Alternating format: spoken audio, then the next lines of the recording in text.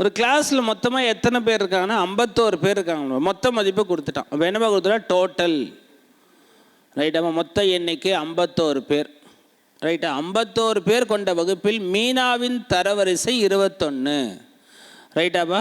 மீனாவின் தரவரிசை என்னப்பா 21 அப்படின்னா மேலிருந்து டீயோட வேல்யூ 21. அவளின் தரவரிசை கடைசியிலிருந்து கீழிருந்து எத்தனாவது ரேங்க்னு கேட்குறாங்க. பி கேட்குறாங்க. சொல்லுங்கள். இது ஷார்ட்டாக வந்து இந்த மாதிரி கொஷின் எப்படி நான் சால்வ் பண்ணணும். டோட்டல் கொடுத்துட்டு ஓகேங்களா, ஒரு பொசிஷனை கொடுத்துட்டு இன்னொரு பொசிஷன் கிடையாது, சும்மா அப்படி ஞாபகம் வச்சுங்க. டோட்டலாக ஒன்று எக்ஸ்ட்ரா ஞாபகம் வச்சுங்க. 51ன்னா 52 ஞாபகம் வச்சுங்க ரைட்டா. அந்த ஒரு பொசிஷனை மைனஸ் பண்ணால் இன்னொன்று கிடச்சிடும். ஷார்ட்டாக சால்வ் பண்ணணுன்னா இவ்வளோ தான். இல்லைனா அழகாக ஃபார்முலா எழுதுங்க. நான் இவ்வளோ விஷயம்லாம் யோசிக்க போகிறதில்ல சார், நீங்கள் ஆல்ரெடி சொன்ன அதே ஃபார்முலாவே போதும் அப்படின்னா இப்படியே போயிடுங்க. மொத்த மாணவர்கள் 51 அழகாக எழுதுங்க. மேலிருந்து மீனாவோட ரேங்க்கு 21 எழுதிருங்க. கீழே இருந்து மீனாவோட ரேங்க் என்ன, அவ்வளோதான்.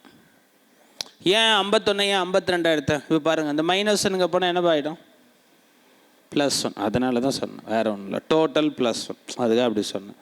இல்லை நான் அவ்வளோலாம் யோசிக்கல சார், இப்படியே எழுதுறேன் சார். 21 1 போச்சுன்னா 20, 51 20 போச்சுன்னா 31. அப்போ மீனாவுடைய ரேங்க்கு கடைசியிலேருந்து 31 31st.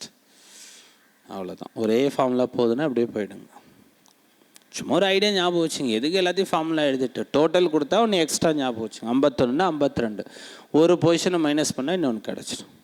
அப்படியே மைனஸ் பண்ணக்கூடாது. 51 21 போச்சுன்னா அப்படி மைனஸே பண்ணக்கூடாது, தப்பு ரைட்டா. இல்லை ஃபார்முலா எழுதுருங்க.